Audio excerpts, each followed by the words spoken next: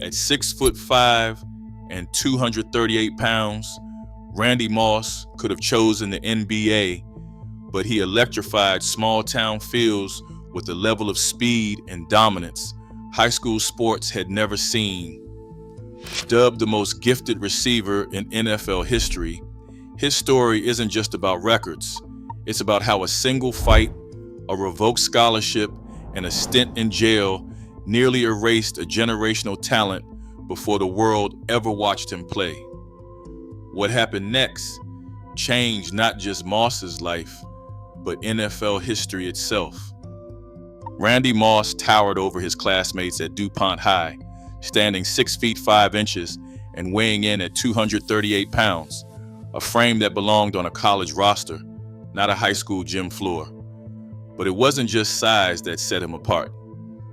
Moss led DuPont to back-to-back state championships, not only as a football star, but as a force on the basketball court. Teammates and coaches struggled to describe him. Every practice, every game, he did something they'd never seen before. His vertical leap made defenders look like they were standing still.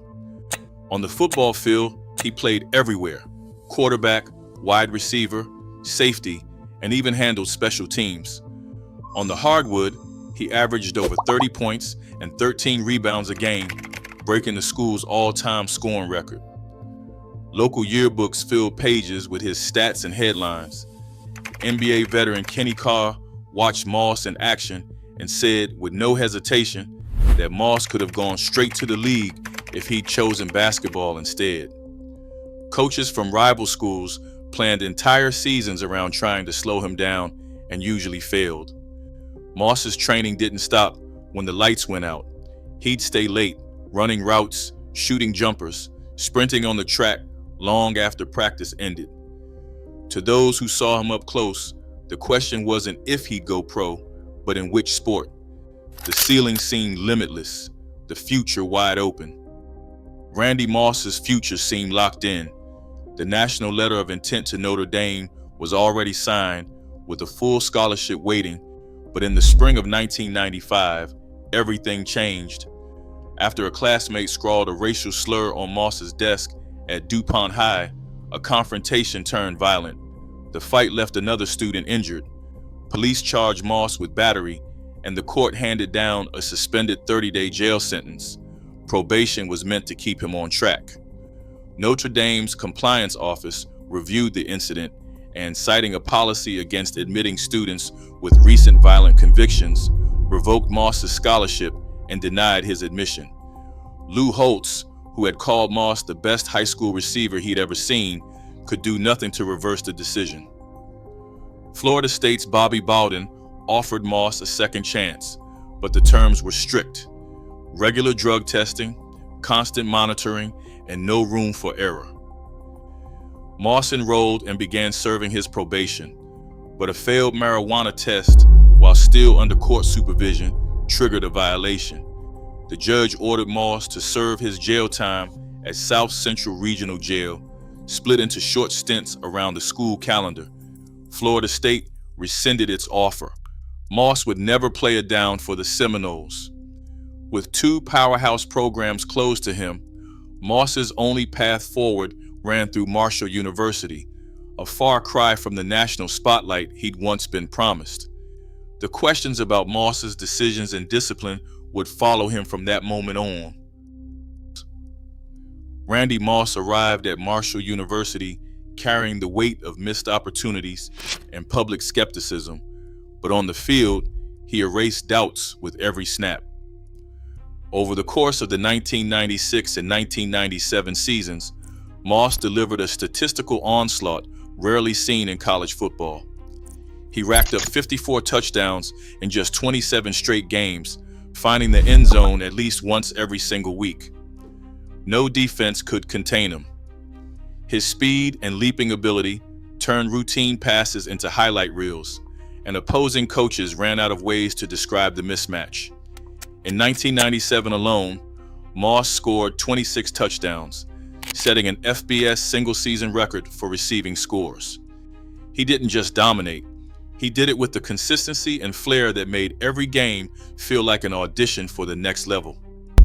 NFL scouts flocked to Huntington, West Virginia, trying to decipher if Moss's production came from raw talent or the lower level of competition. They watched him torch double coverage, leap over defenders, and outrun entire secondaries. Some questioned how he'd handled the physical press coverage of the NFL, but few could ignore the numbers. Moss's performance earned him the Fred Biletnikoff Award in 1997, recognizing him as the nation's top wide receiver. Game reels showed a player who made the extraordinary look routine, catching passes in traffic, breaking tackles, and sprinting away from defenders who seemed to fade in his wake.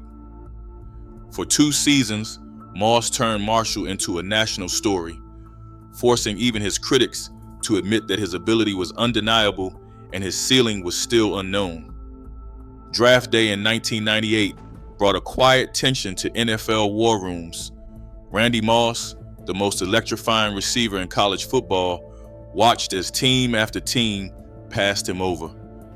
The Dallas Cowboys, sitting at pick number 8, had once promised they would take him if he was there. But as the clock ticked down, their decision makers grew cautious.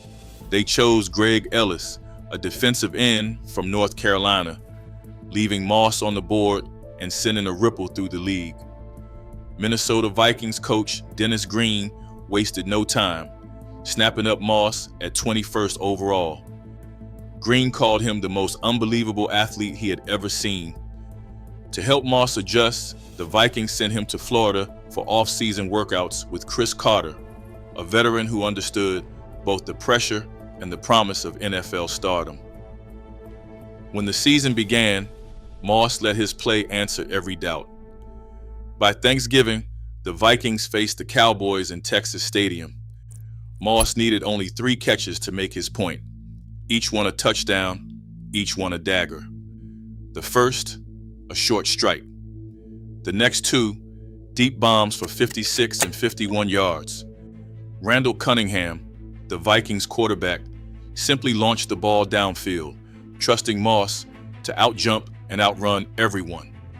163 yards, 3 touchdowns, all in a single half. The scoreboard read 17-0 before Dallas knew what hit them. Moss finished his rookie year with 17 touchdown receptions, shattering the NFL record. The Cowboys' gamble on Greg Ellis became the cautionary tale of the draft, while Moss's performance on national television was pure vindication. The message was clear: you can't measure greatness by risk aversion, you just have to watch it unfold. Randy Moss's years with the Minnesota Vikings became a showcase of both brilliance and friction. Defenses tried every scheme: double teams, press coverage, zone, but Moss made the deep ball look routine. Quarterbacks like Dante Culpepper and Jeff George shared a simple strategy: launch it as far as possible and let Moss do the rest.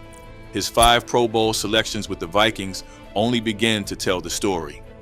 In 2003, Moss posted 1,632 receiving yards and 17 touchdowns, averaging more than 100 yards and a touchdown per game, the only receiver in history to hit those marks across a full season.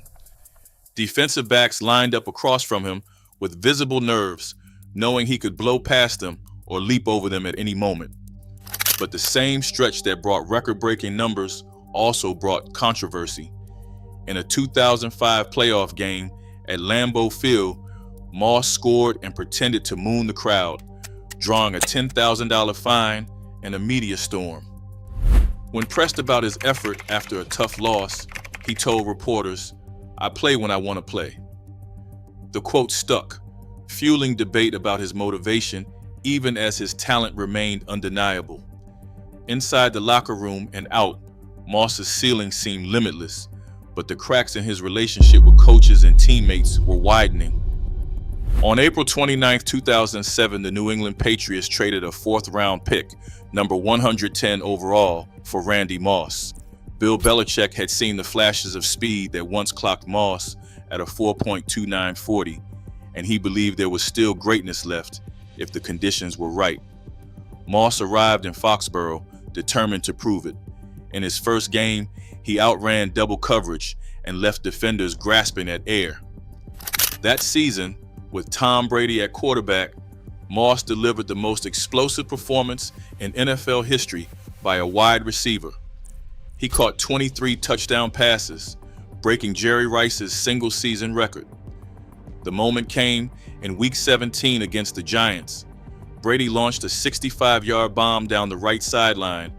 Moss slipped behind the coverage, and the catch gave Moss touchdown number 23 and Brady his 50th passing score, both records, both on the same play. The Patriots finished the regular season undefeated. For Moss, the right system and the right quarterback unlocked everything that had once been promised. Analysts and Hall of Famers called it the ultimate fulfillment of his potential. The debate over the greatest receiver in NFL history reignited, but Moss didn't chase comparisons. He said, "I don't want to be Jerry Rice, I just want to be Randy Moss." Randy Moss caught 23 touchdown passes in 2007, breaking Jerry Rice's single-season record, a feat matched only by Tom Brady's 50 touchdown throws that same year. From 2 state championships at DuPont High School to a 54 touchdown run at Marshall, Moss proved his athletic dominance at every level. Yet, his journey was repeatedly shaped by off-field controversies, lost scholarships, and draft day doubts, most notably when the Dallas Cowboys chose Greg Ellis over him, a decision still questioned by analysts. While Moss's talent is undisputed, debate continues about how far he could have gone in a different environment or with greater consistency. His career leaves open questions about the balance between ability and character and the true impact of system fit on player legacy. Today, Moss stands as the first ballot Hall of Fame receiver since Rice, with many experts calling him the most gifted to ever play. The record, the highlight reels, and the ongoing debate all remain, clear evidence of a legacy defined as much by unanswered questions as by unparalleled achievement.